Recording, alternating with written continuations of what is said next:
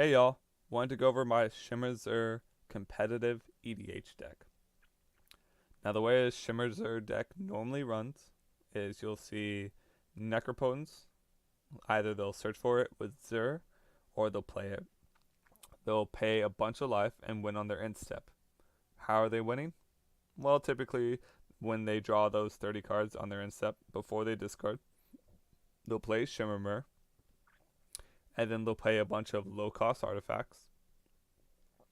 And with that, they might play a win con like Aetherflux Reservoir. Whenever you cast a spell, you gain 1 life for each spell you've cast this turn. Pay 50 life and deal 50 damage to a player, pretty much killing them. So, that said, my deck tech today, I'm just going to go over. I don't want to go over every single card, but I like to go over the cards that I think are the most fun and maybe the most unique in terms of my build.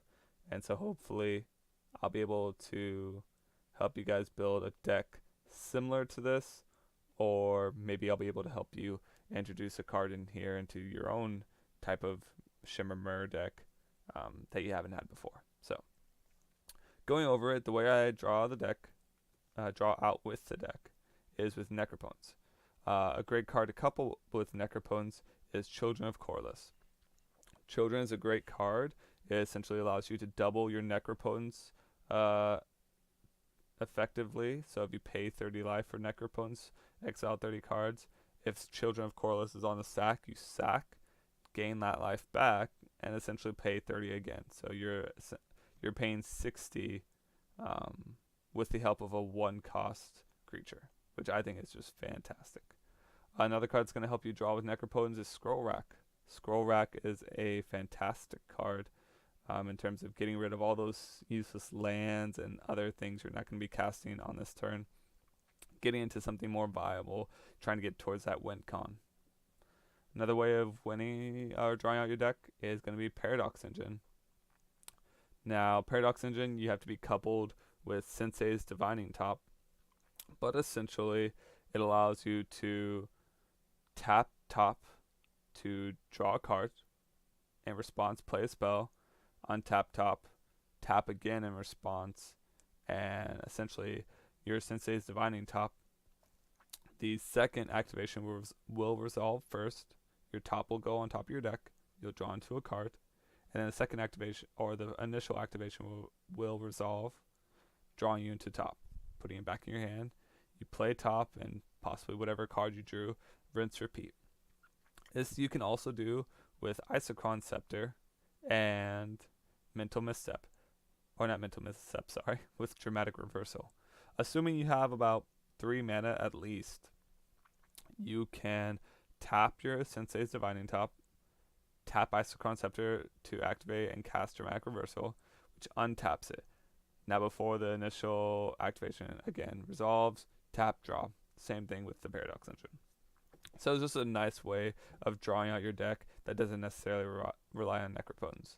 And then the final way to draw out I have in the deck is Ad Nauseam Angel's Grace. Everyone probably knows this combo. Ad Nauseam, revealing the top card of your library and put that card into your hand. Lose life equal to its converted mana cost. You may repeat this process any number of times. And then, of course, Angel's Grace, which damage that would reduce your life total to less than 1, reduces it to 1 instead, essentially allowing you to play Ad Nauseam and drawing out your entire deck. So those are the ways I draw. The ways I'm going to be winning are a few. I've already talked about Aetherflux Reservoir. There's also Blue Sun Zenith.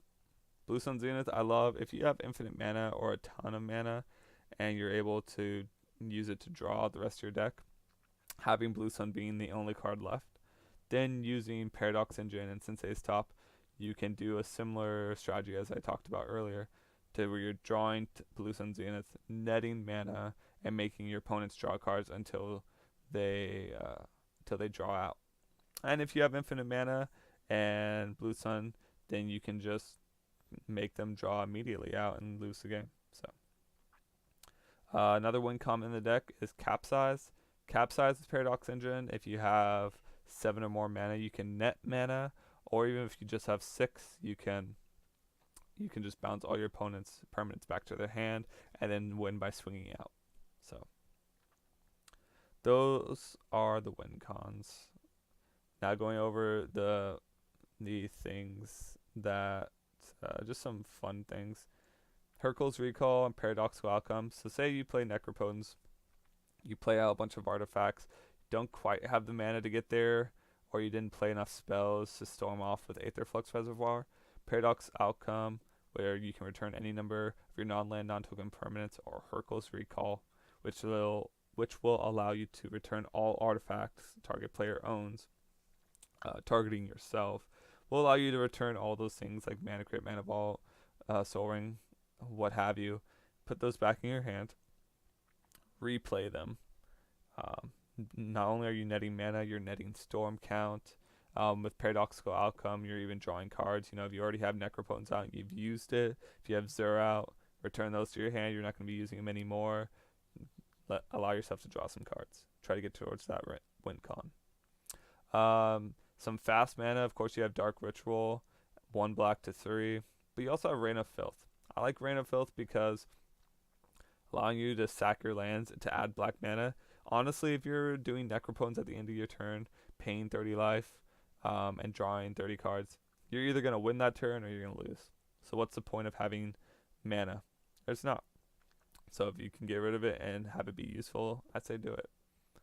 Another thing that's similar to that effect is Chain of Vapor.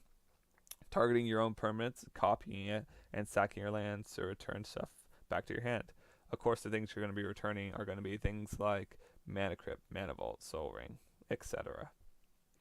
So, just some fun cards in the deck. A card I like, not Mystical Tutor, I mean it's a good card, but Mystical Teachings.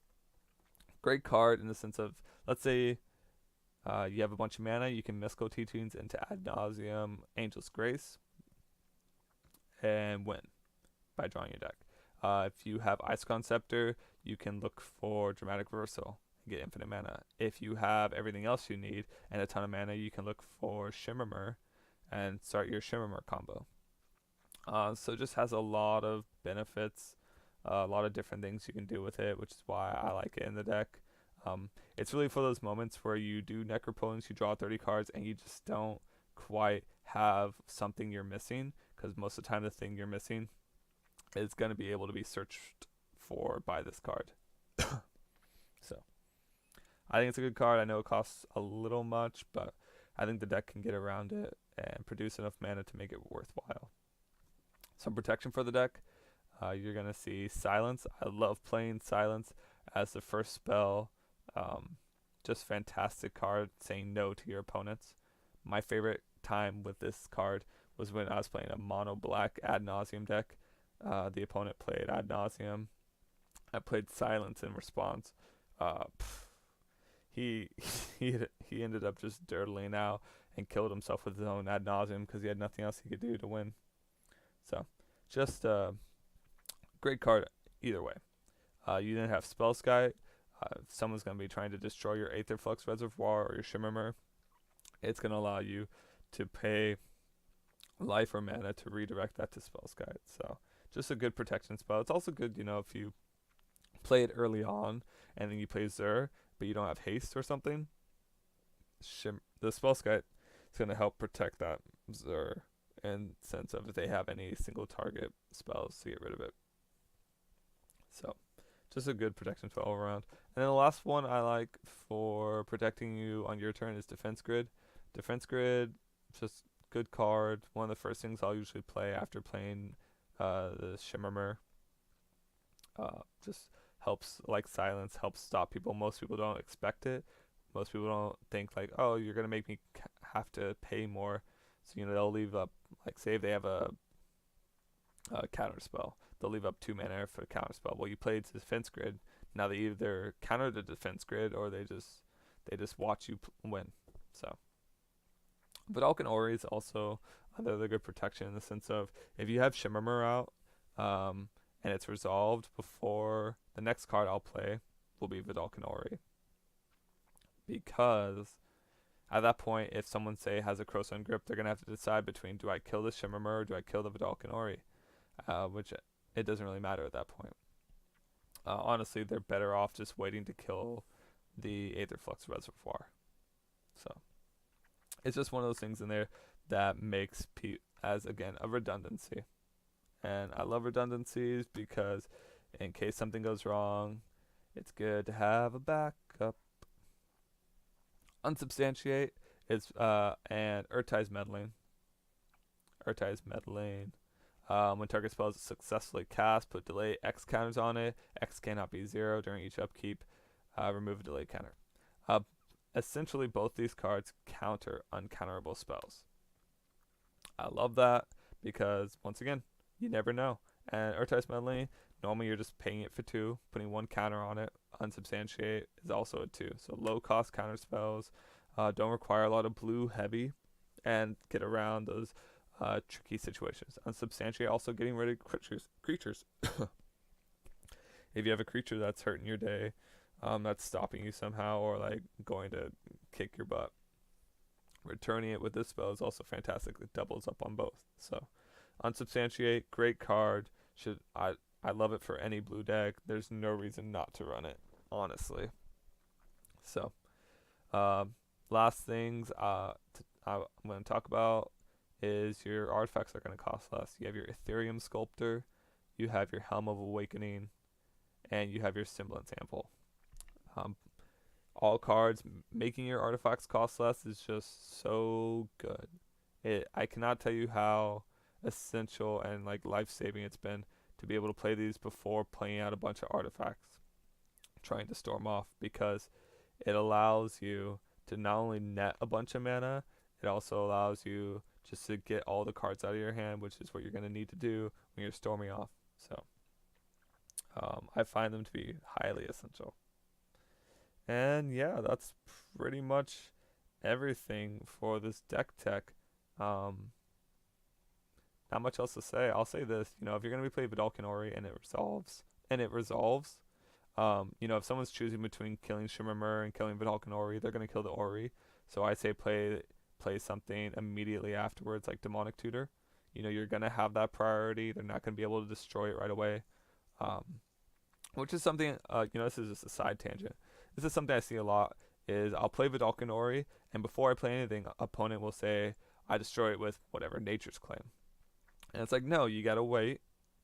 If the spell's resolved, priority goes back to me. Until I pass priority, you can't play your spell unless I'm changing phase or casting another card. So just remind them of that. And then, of course, the first spell you're going to want to cast is something that you could only cast with Vidalcan Ori, which is why I'm highlighting Demonic Tutor. So just keep that in mind. Same thing goes with creatures. People can't respond after something's resolved until you give them the priority to respond. So use that when you're strategizing how to win. So yeah, and that's about everything. Grand Abolisher is another great protection spell to stop them from casting stuff on your turn. Cavern of Souls is going to be useful for protecting your commander, so it won't be countered when it comes out. Buried Ruin, it's going to be good in case your Aether Flux Reservoir or some other artifact that you need goes to the graveyard. So that's why those are there. Sea of Synod and the other artifact lands are pretty much there for the Mox Opal, and that's the only thing. So that wraps it up for this one. I love this deck because of the RNG. I love being able to play it and not know exactly what I'm going to be drawing into with Necropotence, and trying to make a win out of that is a great puzzle. So if you like puzzles, you like strategy, so it's a great deck. I suggest playing it a few times and being familiar with it before bringing it to a play group, because they might get a little salty if you're sitting there 20-30 minutes figuring it out for the first time. So definitely play it a few times, but it's a lot of fun if you want to add some spice to your competitive EDH play, but you have some of these cards and you want to try something different out. I suggest this deck. It's been my favorite out of all the ones I've played so far. Yeah, and that's it. So hopefully I'll be able to put up some more if you guys like it. If you have any suggestions, leave them in the comments down below for the next deck tech, and I'll leave it at that. This is Hatebound logging out.